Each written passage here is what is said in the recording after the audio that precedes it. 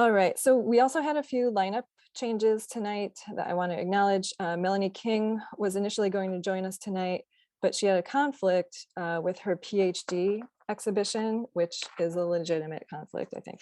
So we'd like to heartily congratulate her on her PhD and also thank Kai Lewis for jumping in and repping the UK. And I know that some of you were hoping to see Virginia Woods-Jack today, but unfortunately, because of an emergency, she's unable to join us tonight as well. We do hope to work with both of them in the future. So with Virginia not being here tonight, I'm going to be facilitating. And for those of you who don't know me, my name is Dale Rio, and I'm a lifelong practitioner and proponent of film and historic process photography. I'm one of the co-founders of the Halide Project in the US, the owner of the print publication Point A to Point B Analog Explorations, and I'm the founder of Lux at Libera, Women at the Intersection of Light and Chemistry. And it's that latter initiative that I started this year that's most relevant to today's panel discussion, as Lux actually came out of the disruption caused by the pandemic. So I'm just going to launch into it and keep letting people in as they knock on the waiting room door. But early on in the pandemic, when the ability to work directly with our local community ceased, I started reaching out to female photographers who I knew to try to recreate that sense of community online. And I saw it as a way to come together to share work and to share knowledge. And I focused specifically on women because I'd actually begun to notice an uptick in sort of negative treatment from men in a way that I hadn't really experienced in quite a while, in decades. So I wanted to gather a group of people that would be free from that sort of mindset, be respectful of each other, and have a genuine interest in learning from each other and also uplifting everyone within the group. And that group became the Women's Alternative Photography Society International, which still is active today. And some of the panelists are actually a part of that. And Lux actually grew out of that. And so Lux's overall mission is the recognition of the leading role that women play in film and historic process photography. And we do that by creating opportunities like this one and exhibitions. And the ultimate goal is to open a darkroom-based photography center. So in thinking about the festival theme, which is disruption, in relation to this panel, there were a few things that came to mind. And the first is that although the pandemic response manifested differently depending on where you lived, everyone underwent some level of disruption in their lives, which continues to this day for some people in some places. And as artists, many of us initially lost the communities in which we thrive, where we receive feedback about our work, we provide input for others, and to me, most importantly, we learn from each other. And secondly, in relation to the theme of disruption, it seems to me that the field of alternative process photography disrupts the male dominance that exists within the broader art world and the broader photo world. And it may seem or feel that we've made progress as far as gender parity in the arts, but statistics actually show otherwise. So there's a lot of work still to be done. However, many of the leading artists and educators, researchers, curators, writers within alternative process photography seem to be female. And it makes me curious as to what it could be about this field that seems to set it apart. And then lastly, regarding disruption, in choosing the artists for the panel today, I sought to include women whose work is technically disruptive or experimental in nature, and they're pushing the boundaries of their chosen processes. So on that note, I'm going to jump to the presentations of all the artists who are included in the panel today, and that will start with Anne Eder. Hey, Anne. You ready for me? I'm ready for you. Bring it. All right. So when I was asked to join this panel, I had to consider how the theme of disruption connected to my work. And I sort of came up with 3 relevant points to discuss. And today they all feel secondary to this major disruption, to the rights of women in the US that we're experiencing with the overturning of Roe versus Wade today. I don't think it's possible to speak on a women's panel today without acknowledging it. I know Dale mentioned it. And, I know I'm not speaking for myself. I mean, speaking for more than myself when I say that, this is a really dark day in our country, and that, there's this potential for, further control and diminishing of the rights of women and their autonomy. And it's been a really emotional day for those of us in the US. So I know I'm finding it somewhat hard to focus today on anything else, and bear with me. But I'm really honored to be here and in the company of these women whose work and voices I respect so very much. And thank you for having me. So, first of all, and you can start with slides, Dale. I think that the concept of disruption is common to all of us on this panel, in that we are at times disrupting the very idea of what a photograph is, and certainly in our approaches to creating photographs. So it might be corrupting an historic process, as I do in this documentary series of an at-risk barrier island. It's at risk from climate change. And I'm taking traditional salt printing and altering it by immersing the paper in seawater from the site. So I'm making images that are syntactically related to a specific place. I'm printing in silver or palladium, and really trying to convey more of a sense of place than create a literal documentary. And the work that I make is really different from series to series. So it almost can seem like the work of a different artist, but I can tell you that it is all connected. There's a thread of connection in that it's rooted in the natural world and in my love and my concern for that. And I would say, I describe it as taking place where the natural world meets the narrative impulse. It's kind of the best way I can sum up what I'm doing. I've actually never called myself a photographer, which, is funny in a way. It was my first love, and it's really at the core of a lot of what I do. It sort of forms the basis of work. I'm often sort of moving fluidly between 2 and 3 dimensions, but I've always been solidly interdisciplinary.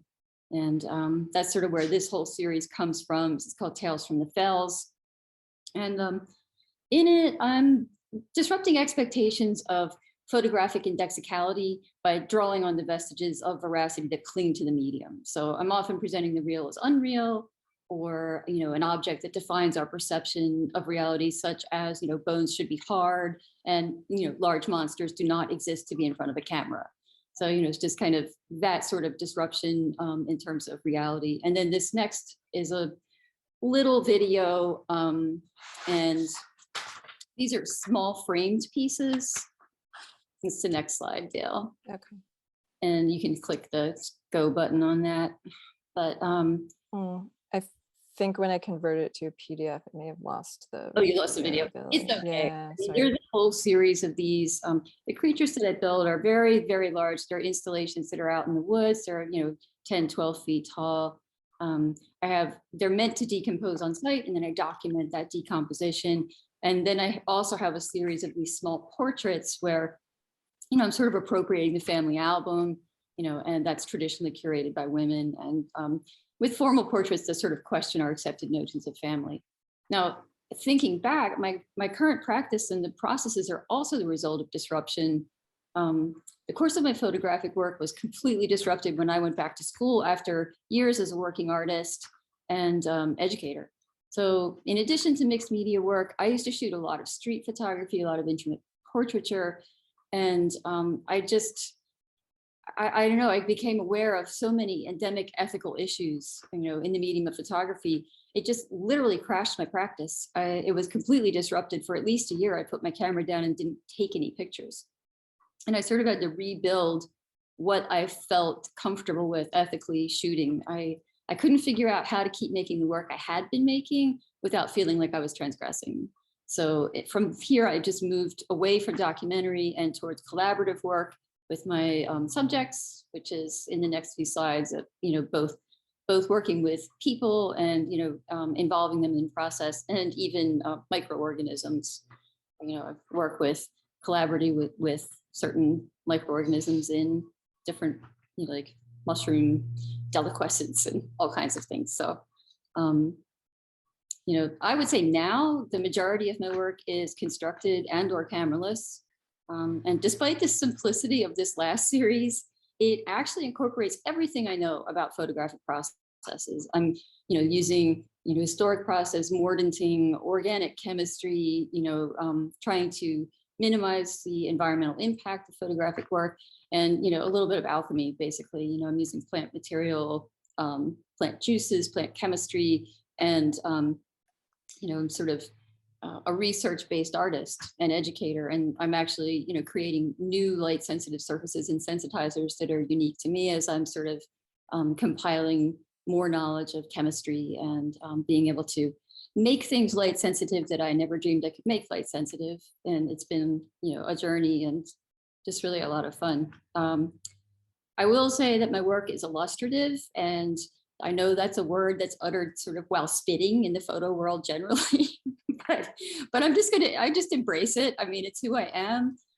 Most of my major influences were illustrators, and I believe that narrative, fictional or not, is sort of hardwired in how our brains acquire knowledge and problem solve.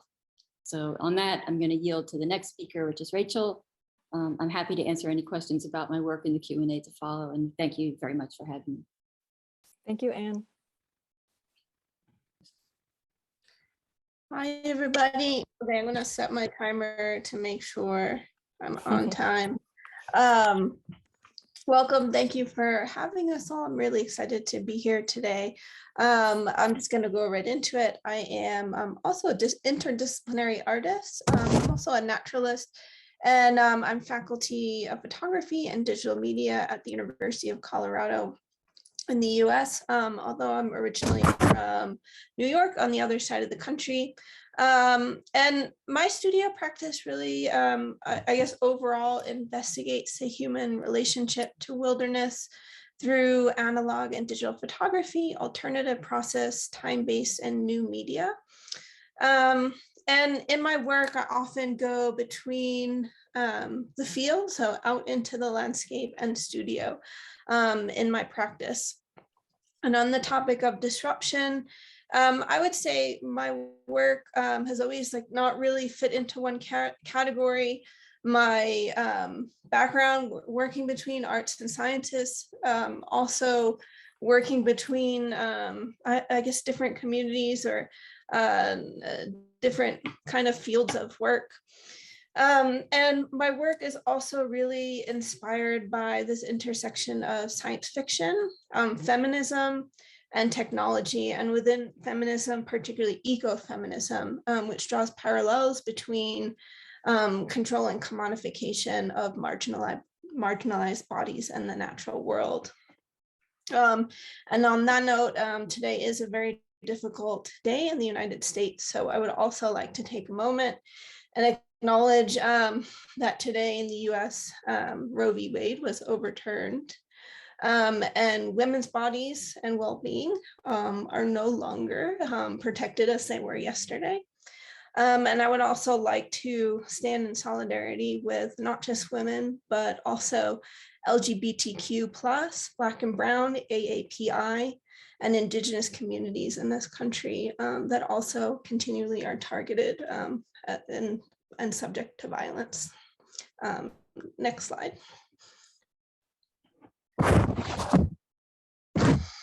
Oh, that was the first slide. Next slide. So I'm just showing a few works today, so mementos of an investigator.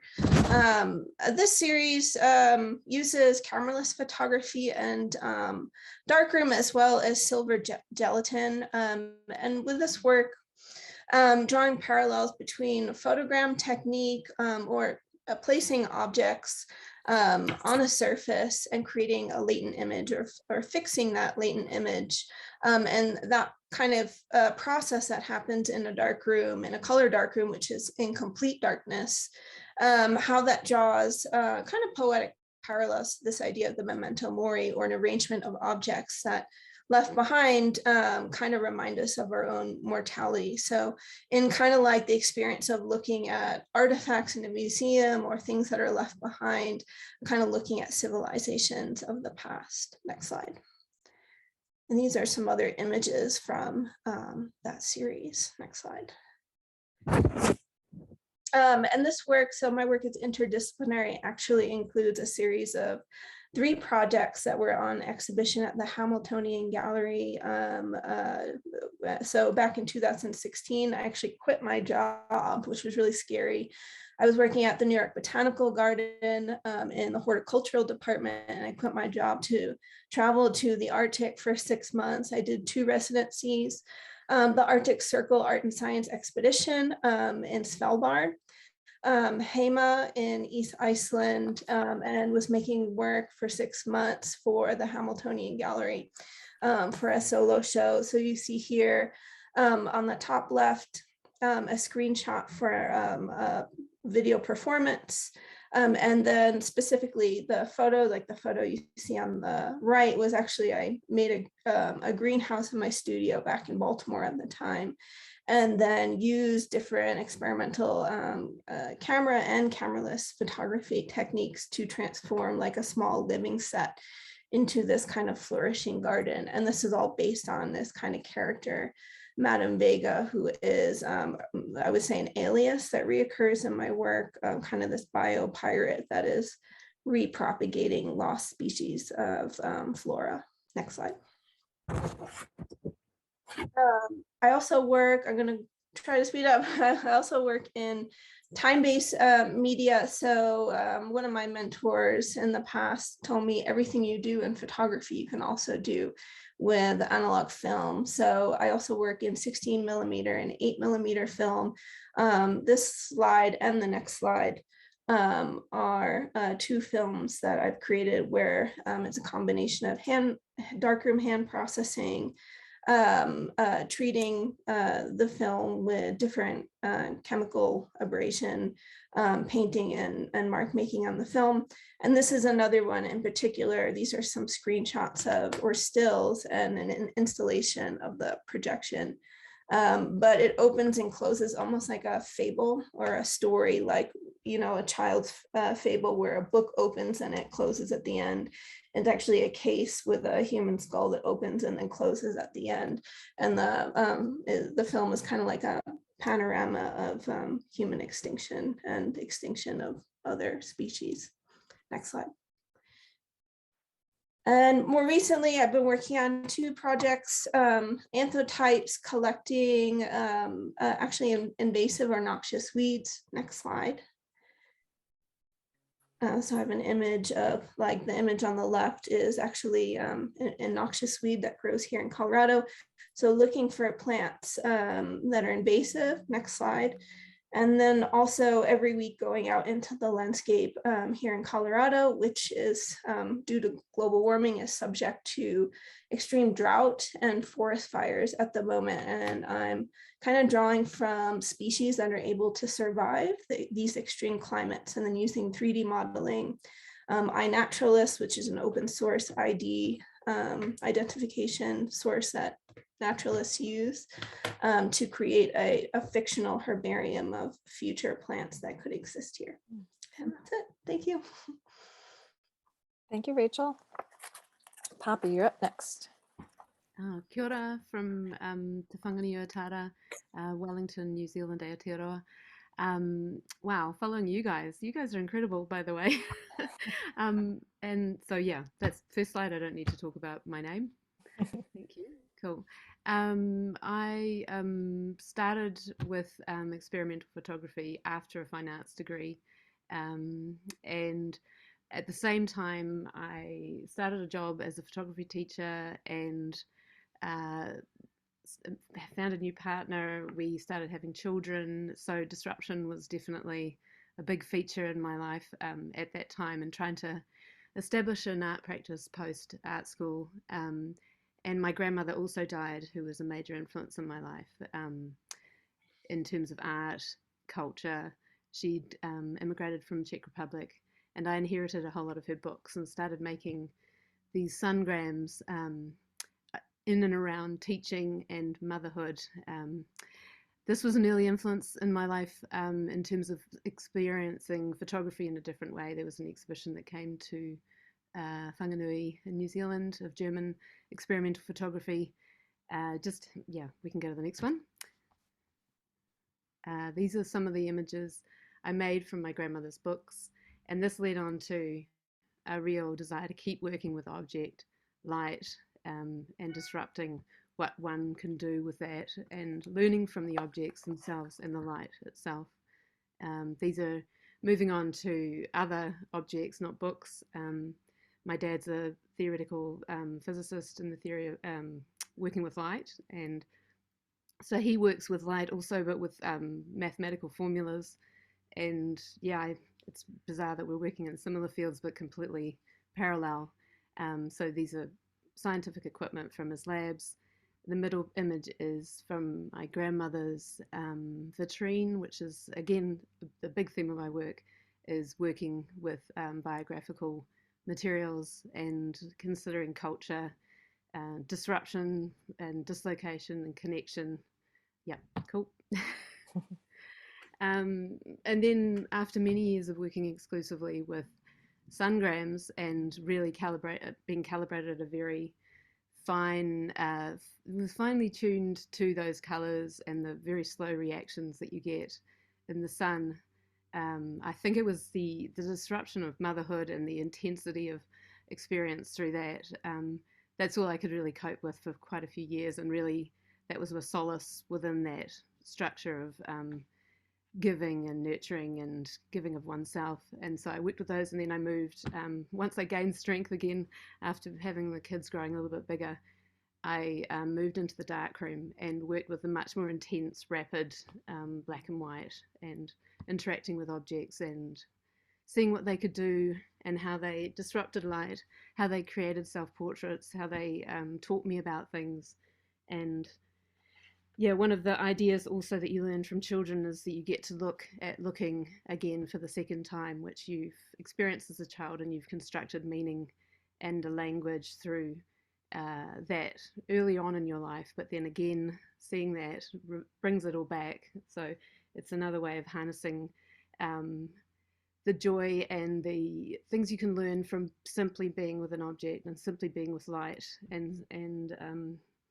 So yeah, one of my exhibitions I had was called Defrag Phase Shift, and a way of considering how an object and how you can work with an object, work with light, and really, or whatever it is you think, consider something basically deeply and learn from that, and then reconstruct an understanding of the world and where you might fit in that. And I think that kind of works with all of the art practices that we've got here today. Is that's how you can, and women have that because they pay attention. Sorry, it's maybe a bit of a generalization, but just really paying attention and then making a meaning of your own and really coming to it with all you've learned through experience. So yeah, let's go. Next one. This is a variety of other experimentations relating to materiality, repetition, reproduction, distortion, different techniques, etc. So we can go on. Yep. Lots of mini interactions with objects and light on expired paper, and also sort of a memento mori as well, like a portrait of the object, a portrait of the interaction, a record, a memory, and something special to hold in the hand, and in an abstract way rather than of a portrait of your relative, but a portrait of an experience. So yep. Next one.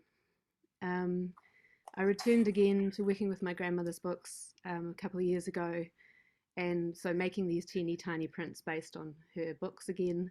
And my mum had dementia a couple of years ago and passed away, but so realizing again with a life change disruption, realizing that things are mutable, and when you're younger you kind of don't really have an awareness of that. As things start slipping away from family members, you kind of realize that things are not as permanent as you thought. So I started putting down recollections, and as sort of like a photograph of a moment from from my brain rather than from my eyes. So that's what this is. And Ella and I are working on the long-term program at Penumbra, photo book program at Penumbra this year, and this work is all feeding into that. My grandmother's legacy and works I made in relation to her. So yeah, okay, next one, thank you.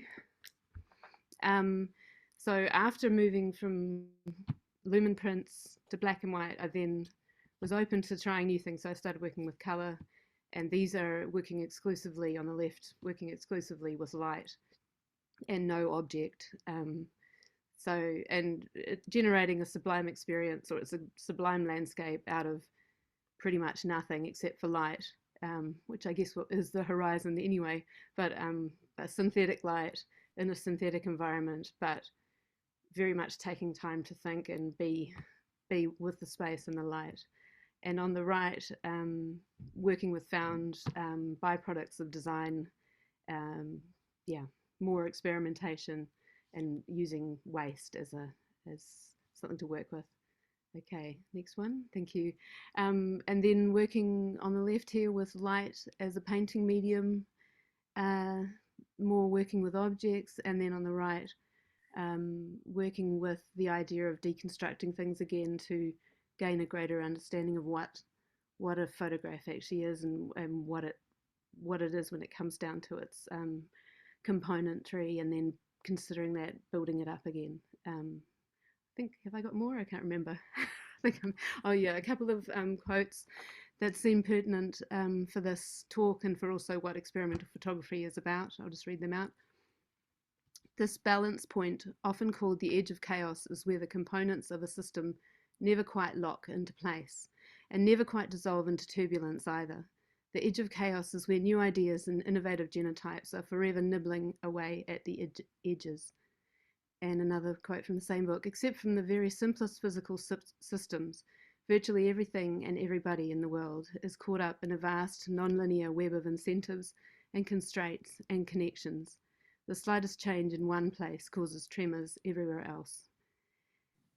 That's M. Mitchell Waldrop, Complexity, the Emerging Science at the Edge of Order and Chaos. Okay, and I think I've got one more quote.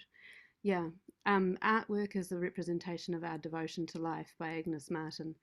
I'm a big fan of hers, and I feel like communing with object, light, or communing with basically anything in your life is, and giving it time to, for you to learn from it, is a big part of experimental practice for me. Yep, that's it. Thank you. Thanks, Bobby. Thank you. All right, Kai, are you still awake? You're up next. Yes, I'm awake. Okay, great. Yeah, I started as an illustrator and printmaker. So my practice has significantly changed, especially after stopping for child rearing for many years, because we ended up home educating. So that was the biggest disruption. So I came back and I was doing photography, and that was the core of my practice now. I think I do still have very much an interdisciplinary practice. I cross over, I print make, I still draw all the time, and all of that feeds how I approach my photo making, let's say. So if you can move forward. I wanted to include this because I thought certainly for the next images that you'll see, it's appropriate. Art should disturb the comfortable and comfort the disturbed. And I think that's probably definitely a description of myself as well. You can move on. Thank you. So many years ago, I was making lumen prints, doing chemigrams, and going the usual route where you are using botanicals. And I became bored with actually just using plants. So to introduce something a little off the wall, or probably off the road in some circumstances, I started being given roadkill. I would find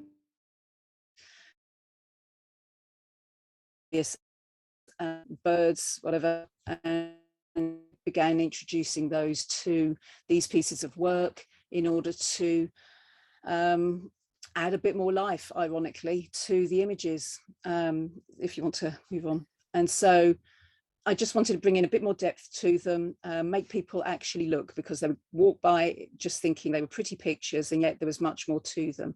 So in some respects, again, these are a bit more like memento mori. And that the disruptive element within my practice by doing these came from people's comments. In some respects, they came from the mortification once they realized that they were actually animals and birds that I had used on the surface of the paper. And in some respects, that put people off buying them. So, you know, that was the way of it. And anyway, I've carried on. I still do that when I have access to them. I work across the board. I have multiple projects going on at the same time. And obviously, because these are long form, they are left out in order to leave these marks on the paper. And it's a process of degradation, really. I'm actually looking at how they decay, but I'm not photographing them in a traditional manner. I am actually capturing those marks on the surface of the paper. So I use this quote: without deviation from the norm, progress is not possible. So by doing this, I believe that every time I use a different process or combine processes, I am moving further on in my practice, and that then feeds the next project. It's a store of processes and ideas, and I mean, it's really quite bizarre, the levels of process that one goes through in order to create an image. So I was given a deer, and of course, because of its scale, you know, finding paper and everything, and the humours that came out from the deer, it was like, you know, it was like using paint. So again, the marks made on the surface of the paper, it was like painting to me. Again, this one was sent in the post, so its actual subtitle is "Soft Toy, No Batteries." This produced a large body of work, which was exhibited in a number of places, and the multiple iterations of this poor little tiny robin of various substrates. So not just lumen prints, not just silver gelatin. There were cyanotypes, Polaroids, and mixed processes within that as well. So things were toned with plant matter as well. So it again pushed those boundaries and made me think about how I can reinterpret an image. So if I knew what the picture was going to be like, I wouldn't make it. I still love not knowing 100% what I'm going to get. When I lift that animal or the botanicals, or I am painting on with chemicals and something happens that doesn't necessarily go in a planned fashion, but if I get a result that I love, it takes me to the next stage. It takes me to a new way of working, and that's what I love about my practice, that constant feeding. This again, this one is grasses, which I can never get rid of on my allotment, so therefore I decided to actually use them to make work with.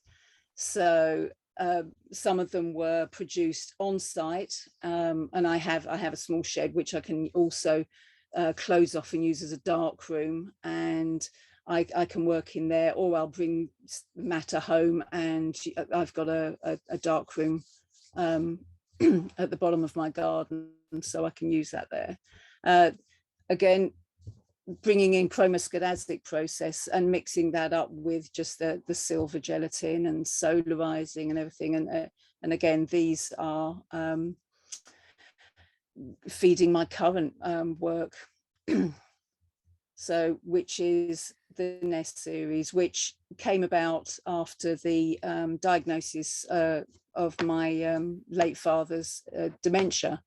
And it was at this point that my relationship to the land, and especially the land of my childhood, was sort of cemented. And I went back and I revisited these places, captured those again, and by using pinhole, it slowed down that process and made me actually be in the land, have time to remember.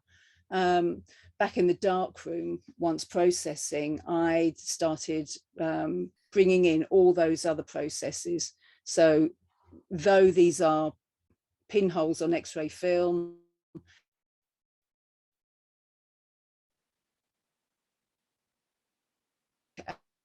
treatments, let's say, I was try out this of all the sort of mixing together. So as this series grows and develops, because it's still very much a work in progress, these will be introduced, and I will see where I go with that. So if you can move on. Thanks, Dale. Thanks, Kai. All right, Ella, Okay. you're up. Cool. All right. Hi, everyone. I'm Ella. I'm joining from Toronto, Canada. I'll just say really quick, huge compassion to my friends in the US today. Yeah, I feel suffocated and disturbed by the news, so I can't imagine what it's like in the US. Anyway, let's keep celebrating, like Dale said. So my work, I guess you can move on to the next slide, Dale, just so we have some visuals there. So I'm going to show a few different alternative processes here. These first ones are with film soaking, also known as film soup, as many folks call it. I've got some Morton work and then some experimental wet plate collodion work. So these first images come from my long-term body of work called The Dissolving Landscape. I started this project in 2016. I, like Rachel, did the Arctic Circle residency in Svalbard in the Norwegian Arctic. So that's where this project began. I was soaking color film in different materials. Doesn't entirely matter what they are, but just because people get curious, few things, red wine, beer, lemon juice, yogurt, just different things that warp the colors of the film and textures and everything. So I did a bunch of tests, did a bunch of film soups, brought them to Svalbard. And then with the process, I was hoping to show a duality of both the sublime and the fragile qualities of the landscape there. So the magic, the awe-inspiring amazingness of these places that I certainly feel when I'm there. But then also, yeah, it's the precarity, the uncertain future that it has with regards to climate change. So yeah, those were the themes I was working with. I came back from Svalbard and just had a big curiosity to see the North and the Arctic and other places. As a Canadian, of course, I was very interested in seeing the Arctic in my own country. Especially I found in Svalbard, even though it's great, it was very different in the sense that there's never been an indigenous population on Svalbard. So it's kind of like lots of Europeans there who are just like, wow, look at this amazing landscape. It's so beautiful. And it seemed a little bit naive in a way, although I know there are many Europeans engaging with colonialism and everything. But in Canada, there's such a heavy legacy of what has happened to the Indigenous people here. And that is hugely present in the Arctic. So I felt I needed to see that and address that. But in addition to that, I was also just very curious to see other parts of the Arctic in the north. So I did a few trips. Some of these images are actually not from the Arctic, they're from Newfoundland, which is on the east coast of Canada, but has a similar kind of landscape to the Arctic. In 2019, I went to Nunavut in the Canadian Arctic. And I've made a couple films from both those places that do address some of the colonial history of Canada and how it exists today. But yeah, these works, I started working with Morton, which many of you probably are a little bit familiar with, but if not, it's basically you make a black and white silver gelatin print in the darkroom, and then you soak it in this acid that lifts the emulsion off in the shadow areas, and then you can make these interesting veils and textures. So same goal, to show kind of the sublime and fragile qualities of these landscapes. And then these works here are a new body of work called Procession of Ghosts, which is still very much in progress. Similar themes to the dissolving landscape, but I wanted to kind of, take things in a bit of a new direction. The idea came out of the pandemic, and my mother passed away a couple years ago from cancer, and then I was dealing with that while we were in lockdown. And so I was thinking a lot about like broken glass and breaking and things being broken and repaired. And I had this idea to do similar landscapes that I was working with before, but doing them as wet plate collodion ambrotypes on glass, and then breaking and repairing the glass using so maybe you've probably heard of the Japanese art form of kintsugi, where they break ceramics and then repair them with gold in the cracks. And the idea is that the images or the piece is more beautiful than it was before it was broken. So last year I took this big trip to Antarctica, which kind of was, I'll just talk for like 30 more seconds. It was on a personal level, kind of a way of celebrating life again after my mother's death. But also just exploring these landscapes that I love so much. And so that's what I'm working with now. I'm still working with images from Antarctica, and I've got plans to go to some other places and keep making this work. I think that sums it up. Thanks, Ella. Great. So now I get to talk about my own work. So historically, my work has been relatively traditional in nature and largely focused on portraiture, but several years ago now, I made a decision to pivot to more issue-based and conceptual work, which, like, honestly, that doesn't come very easily for me or very naturally. So it's a challenge for me to work in that way. But the pandemic did disrupt this focus on issues that I wanted to address in my work, like climate change and women's rights, because of the inability to travel and also to work with other people. And so although this was a setback in many ways, it also did allow for a period of creativity that I feel is affecting my work going forward. And it also ended up bringing me back to something that was a large part of my earlier work, which is combining images and text. So for part of the pandemic, I was lucky enough to have a residency at a local studio where I did this tintype project about assimilation. And in the project, I photographed common and seemingly innocuous objects that I saw as playing a role in the loss of culture. And so I paired the images with short first-person narratives that exemplify how the objects could play a role in assimilation, largely within a home environment or a community context, whether being imposed by a well-meaning parent or being internalized by the imagined subject. And then I hand stamped the text directly into the plates.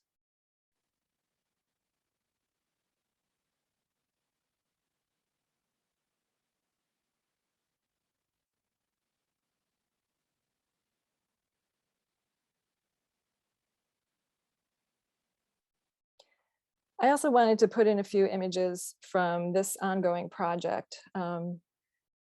It relates back to the last body of work because of the disruption into the actual physical surface of the substrate, but also because it's kind of based on a home environment situation.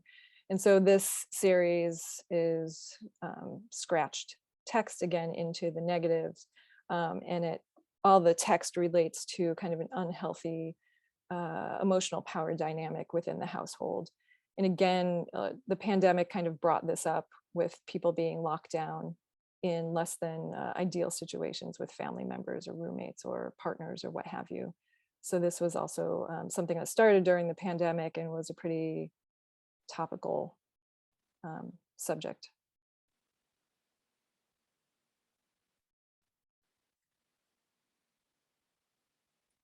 And then in another project that actually predates the previous two, when I was in lockdown and only able to go to work, I worked abstractly in the cyanotype process, and I combined my own written pieces and these randomly created cyanotype patterns. And this way of working was a complete deviation from the controlled way in which I typically work. But I really enjoyed the kind of chance and serendipity that was inherent in the process.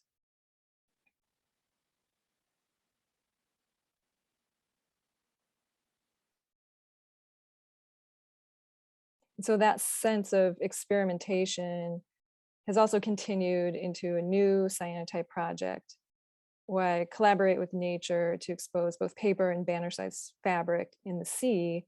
And I've begun to incorporate historical and scientific writing into the final images. And so this has circled back around to my interest in doing work related to climate change. And I'm in the research phase of a few new projects that approach the subject from a less literal and more experimental way than I feel like I would have approached those subjects, excuse me, prior to the pandemic, and also the women's alt-pro connections that grew out of the pandemic.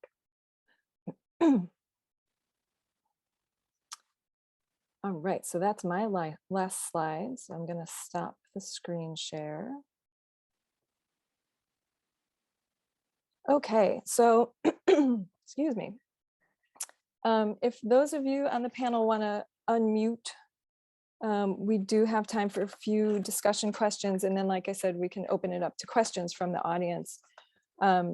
So the first thing I'm curious to hear is that, like, I posited at the beginning that it seemed like alt-pro kind of attracted or embraced women maybe more so than other types of photography. And just kind of chime in as to whether you feel like that's the case or whether you don't feel like that's the case. If you do or you don't, like, or particularly if you do, like, what are your thoughts as far as why that could be? Or am I totally way off base? I would say as an educator, that bears out for me. My classes in analog processes are heavily dominated by women and girls, so I am not sure why. And that's a good thought, but it's very true. Like, most of my classes are mostly female, maybe one or two guys. So I'm not really sure what it's about, but women are driving that field in ways that, are really exciting.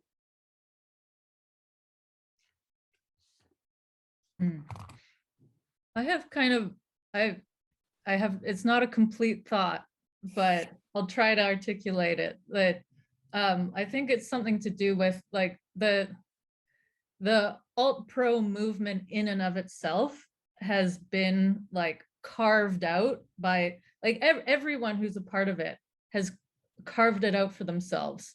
And like when I was in grad school, I thought a lot about how when a technology becomes obsolete, it then becomes a tool for artists to use in more creative ways than what it was originally used for. So now that alternative photo processes are technically obsolete, they're sort of at the disposal of artists to carve new things out from them. And yeah, this sort of whole way of carving something out, it's kind of comes from the people. It comes from like a grassroots place. It's not supported by major brands or powers that be. You know, and I find when you look at like the digital photography world is, you see advertisements for Nikon or Canon, it's 100% men. And, you know, and you walk like, I don't like going in camera stores because it's so male dominated. And so, yeah, I think there's something about that, like when something is outside of the norm and outside of the dominant narrative, and it's created by people kind of carving it out for themselves, that's like women can find a place in that much more easily than they can in the dominant spaces, if that makes sense. Yeah, So. Ella, I think I agree with you. I think a lot of it is gear acquisition syndrome. And I think we have a more flexible approach. I think we can often make work out of pretty much anything and nothing, whereas it wouldn't even be deemed something to pick up and approach if you were a man with a camera. When I've done workshops, I've found that the men have been more technical. They've wanted to know those details, whereas the women have been more creative. They have approached the workshops in a much more lateral way. So it's been interesting that there has to be rules, I think, and we appear to be more flexible. We break out of those, or we're just not worried by those. Mm-hmm. Well, a couple of you mentioned workshops or teaching, and I was wondering also, with the disruption caused by the pandemic, do you see a place going forward for alternative learning spaces, especially stuff that was kind of set up during the pandemic in response to it? I hope so. As I know, over the course of the pandemic, I taught a lot of Zoom classes, many. And, you know, I found there were really good things about those experiences. And now that everything's going back in person, I actually have people reaching out to me and saying, will this be offered online? Because I can't travel. Or, you know, it was a much more international group too, that, you know, I was being able to access. So I hope that remains the case. I hope, you know, I know at my institutions, I teach at Princeton and Harvard, and at Harvard, we're allowing some of the classes to stay online, you know, so I'm not sure how it'll go with other institutions, but I'm hoping so. Yeah, I worked full-time throughout the pandemic in higher ed, and just the labor that was put upon faculty was immense, to the point where like there was no time. And I am considering like what are a lot of artists, especially I feel like certain generations, the amount of full-time work versus what the reality of finding work and having a livable income is so difficult. That the idea of like being an artist and seeking out an academic life as a way to have a community, to have access to resources that you wouldn't otherwise be able to afford. For me, that's like definitely changing, like the idea of making my own community, us being able to meet over the last 2 years virtually, and the possibility of, you know, making your own space instead of relying on these kind of patriarchal academic institutions that quite frankly are not always the best for staff and faculty and students. So I think that's an exciting thing that I've realized out of the pandemic and teaching.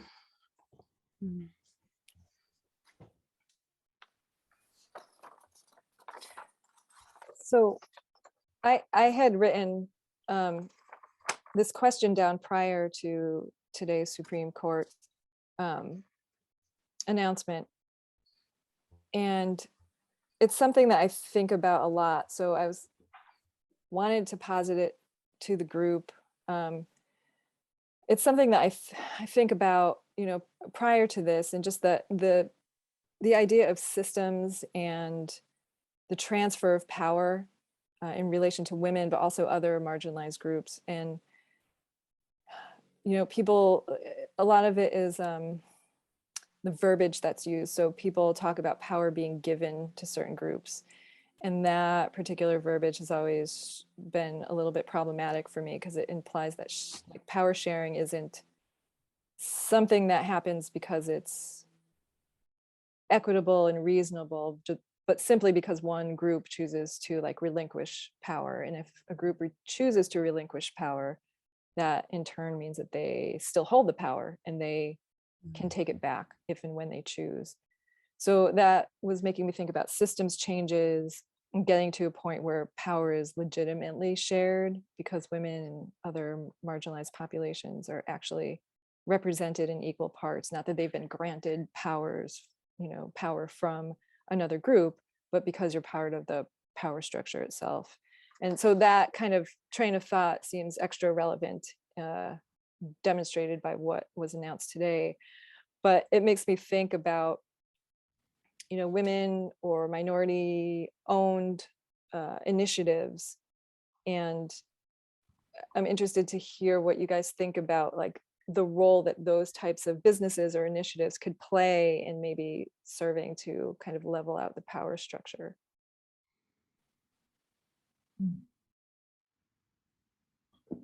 Jump in. Can you say it one more time? A little fast, or a little. Well, there's a lot of there was a lot of preamble, but just the idea of like kind of creating your own power, and how does that happen? How do you actually get a legitimate hold on power rather than having it be like granted to you by someone else who could then take it away? Do you think that like women-owned, minority-owned organizations and initiatives could play a part in leveling that out? Or how do you guys feel that that could be kind of leveled out, and where power can be legitimately shared rather than kind of doled out by the powers that be?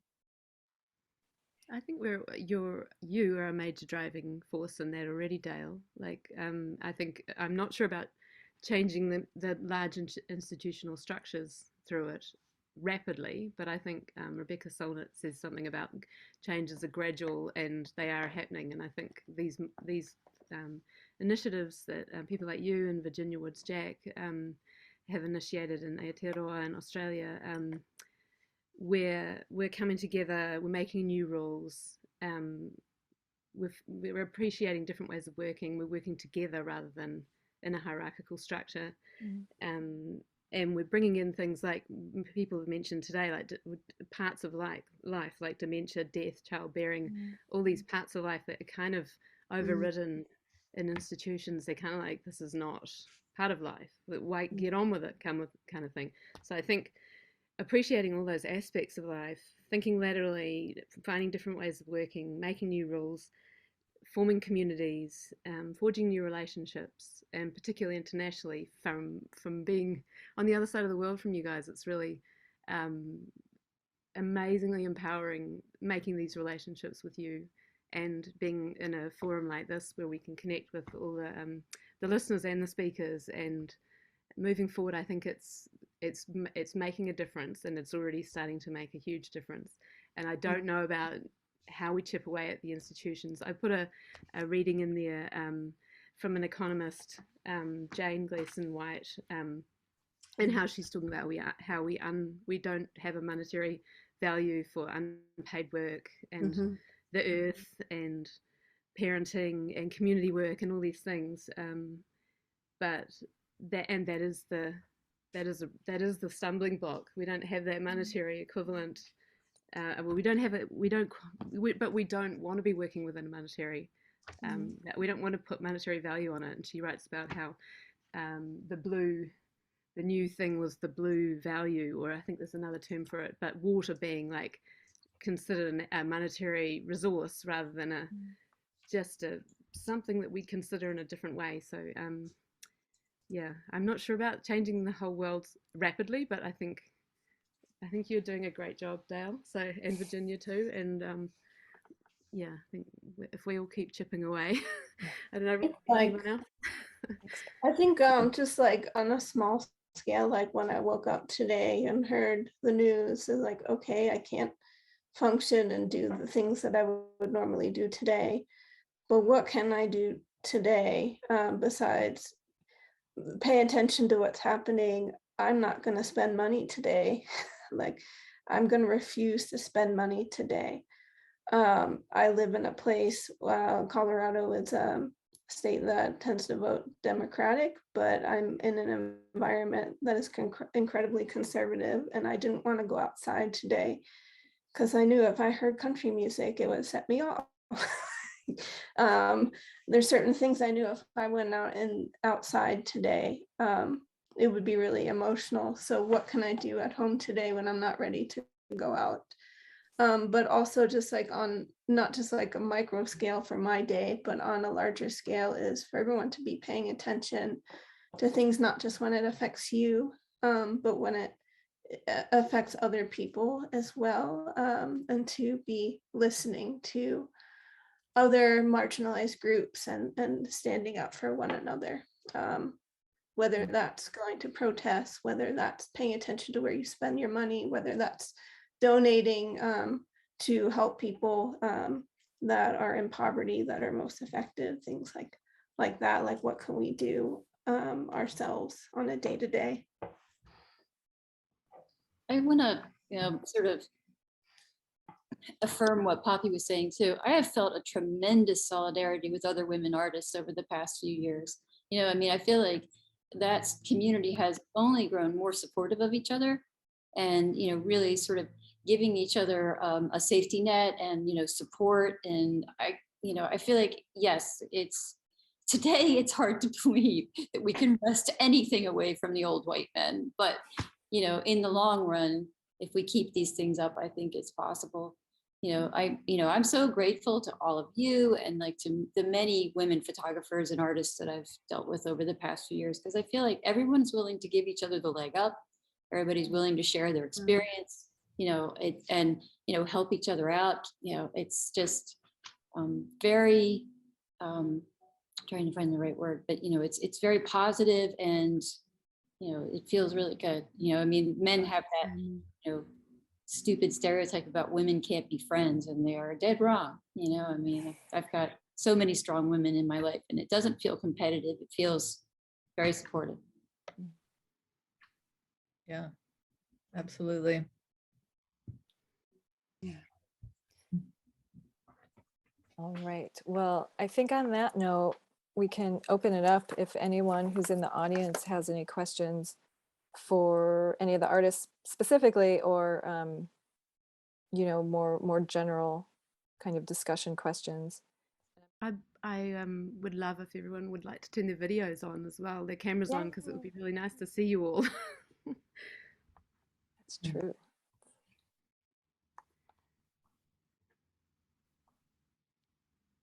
but no pressure if you're like No pressure, yeah. just getting out of bed. Maybe you Yeah, don't look yeah, you got put it. together as I'm Poppy. sitting on the end of my bed. It's so weird, these time difference things, because I feel like I'm talking to you guys in the future. Because it's tomorrow where you are. That's right. Happy Friday night. Yes. Yeah, Poppy's just getting up and Kai's like probably about to fall asleep. I'm okay. It's Saturday morning now. Ah, you made it. Julia, you mentioned something in the chat. I wonder if you wanted to say something about that, about the festival. Is that right? Am I reading that right? Yeah. I mean, I just kind of wrote that in response to what Dale was asking about, redefining your own power, and really, kind of having worked mainly in film and television production for, nearly 2 decades before I started the festival, which, is another very male-dominated arena, production of film and TV. Starting the festival in the early days, we were very much a female-led organization. So we were really trying to redefine the distribution mechanisms for photography and access. We've always had an open access festival, so we very rarely in the early years did any curation at all. We just said, you want to be in? Yeah, that's great. And, we kind of created this democratic forum for any artist and any photographer who wanted to share their work with a wider audience. And also, I guess being from a minority community, the LGBTQ community here in New Zealand, not only am I a woman, I am a gay woman. So I have another layer of kind of power to disrupt, being a minority person in a majority world. So yeah, I think that was all I was really saying. And also festivals are disruptive to the arts establishment. We're not an art gallery, we're not an institution. We're a cultural experience that takes place for a very short period of time. So those in and of themselves are disruptive. Yeah. And I loved the quote by Kai too, Poppy. I thought that was fantastic. So good, isn't it? It was fantastic. Yeah, it's lovely to meet you, by the way. Had a quick look at your work before we started. So Thanks, Julia.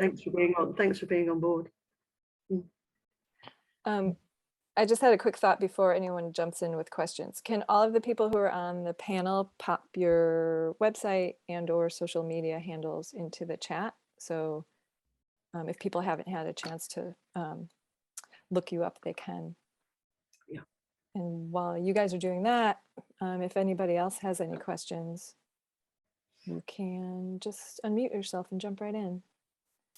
If we're waiting on questions, I have a poem that I'm down to share if anyone's interested that might be relevant to the topic.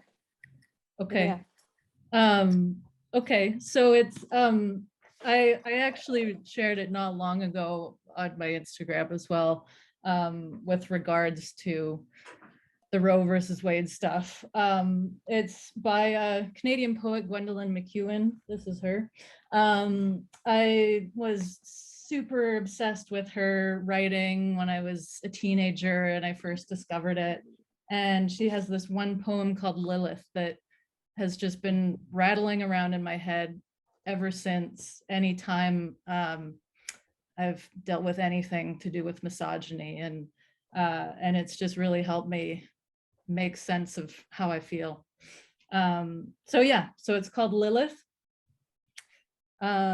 Have no doubt that one day she will be reborn, horrendous with coiling horns, pubis a blaze of black stars, and armpits a swampy nest for dinosaurs.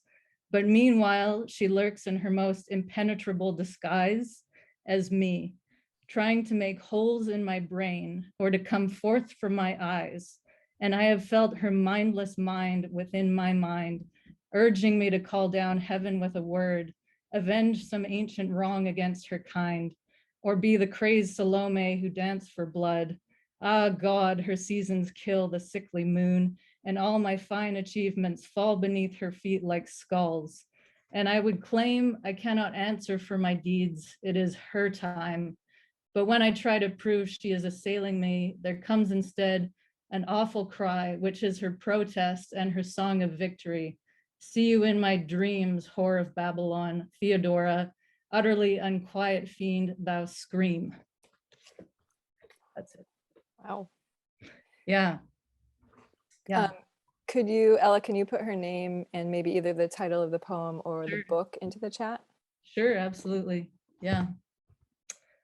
So yeah, that's how I'm feeling today. And other days sometimes. Not every day though. That puts like the seeds of photo projects in my head immediately. I'm Awesome. sure there are lots of Great. other people out there having the same That's great. reaction. Totally. Okay.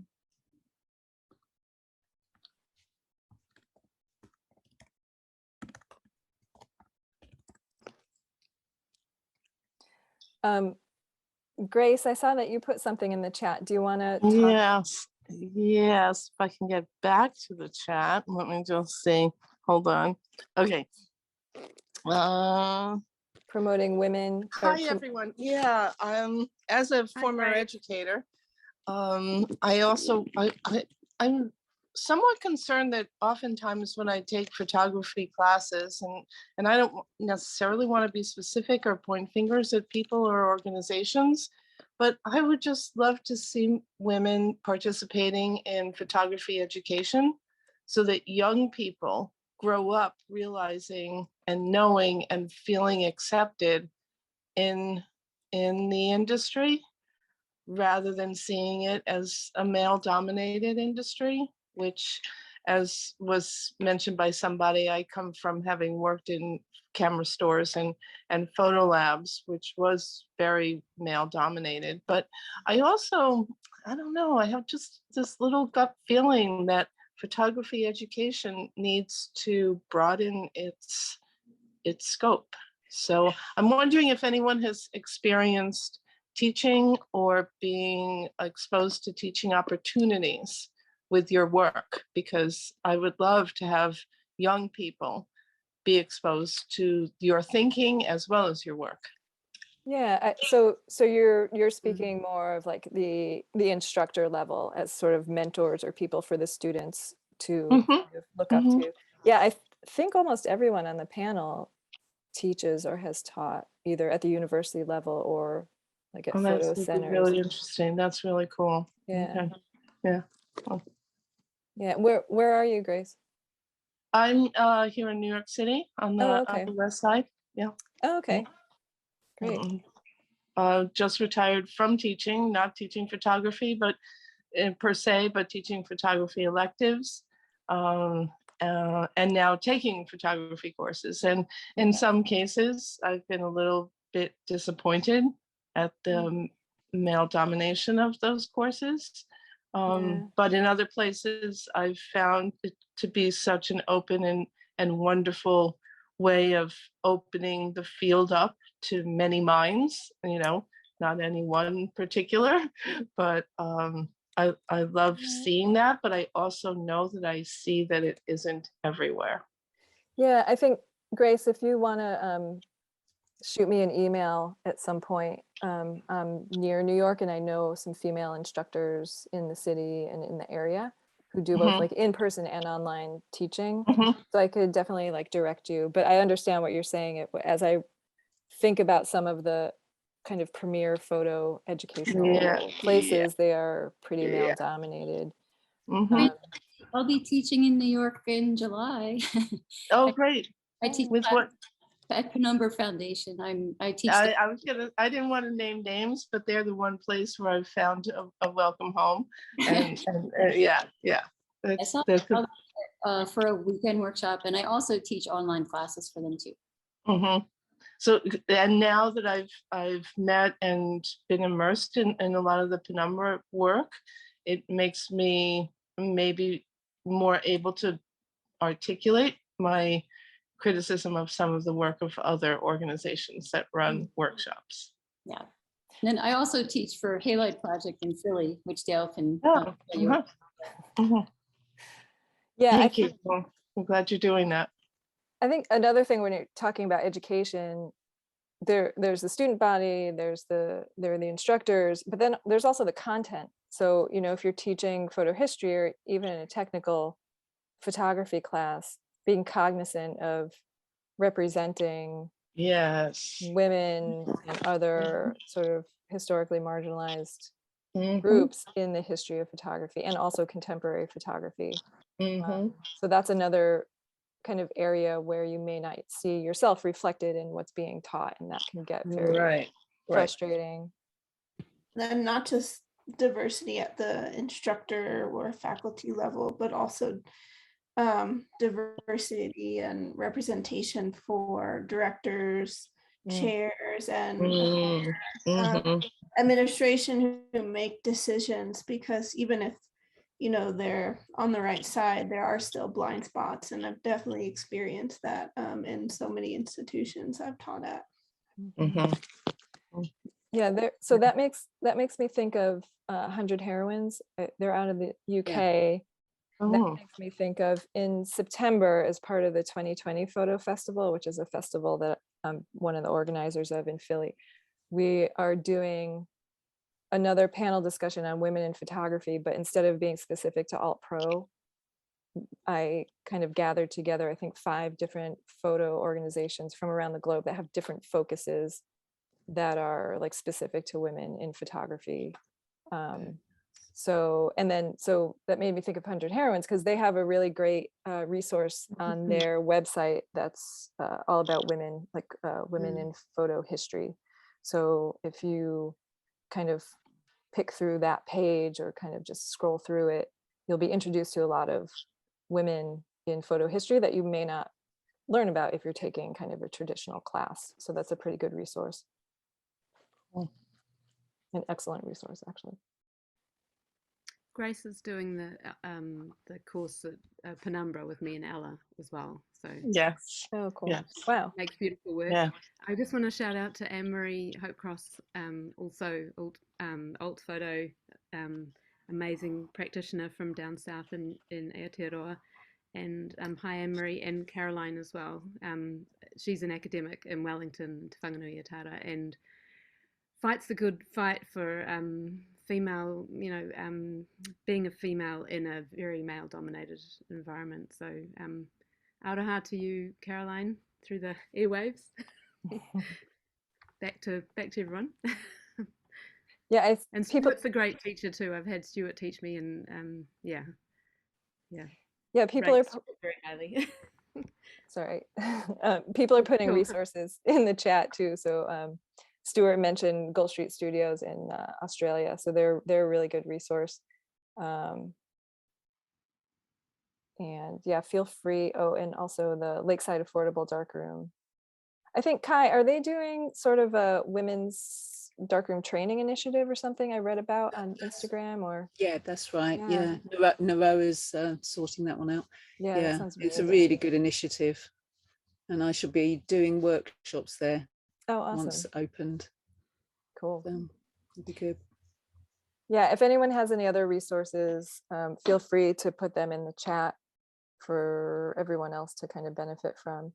And maybe someday Lux Libera will have a brick and mortar photo center.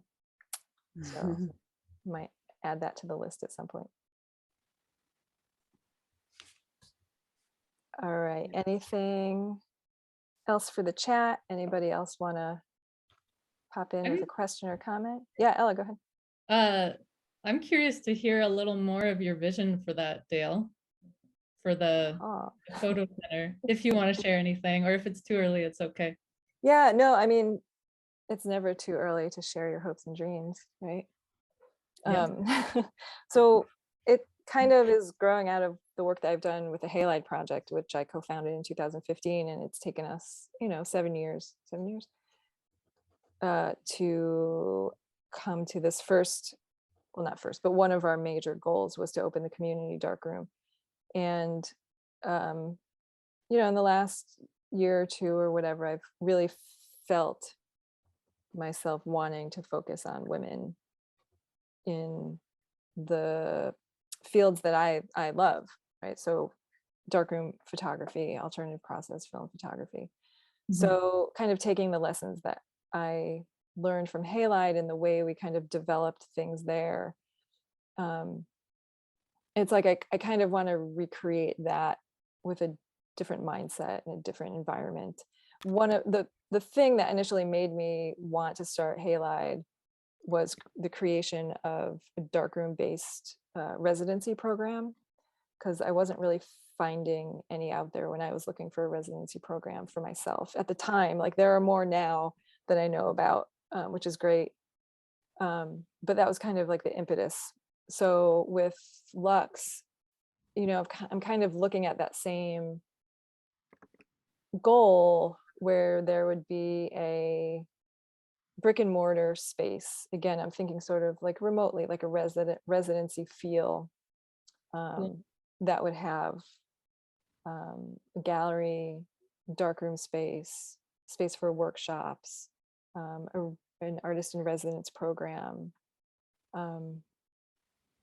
Yeah, that's kind of like the long-term goal that I'm working towards. Hopefully it won't take 7 years because the clock's ticking. But maybe a couple of years. And Sounds good. I'm excited. yeah, I mean, if anyone comes across a building for sale for really cheap, Dale and I are hoping to live on site. yeah, that's the other thing, like finding people who are interested in partnering, so like not having to do everything yourself. So like Anne and I on site, always there for the residents, for the workshops, for, you know, the people who are using the darkroom, and just having someone you know you can work really well with, which I think is invaluable. And yeah, just finding people who are kind of like-minded and open, open and gracious with their knowledge and support and all of that. So that's kind of the mindset that I would like to foster around this project. So yeah, that's it. Wait. I mean, if there's an empty farm in Aotearoa or rural Canada or the UK or somewhere that's not the US, let me know. We will. Thank you for doing all you're doing, You Dale. exist. Wow, you're like, as a practice of your own, and all this is really, yeah, mind-blowing, the difference you're making. So thank you. Yeah, thanks, Poppy. Applause for Dale. Yeah, absolutely. Thanks, Dale. Thank you, Dale. Applause for all of you.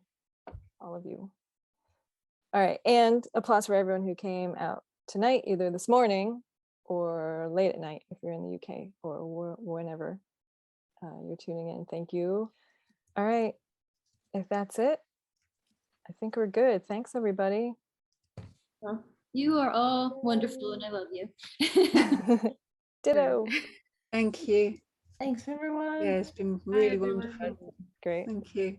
Awesome. Thanks, everybody. Thank you, everyone.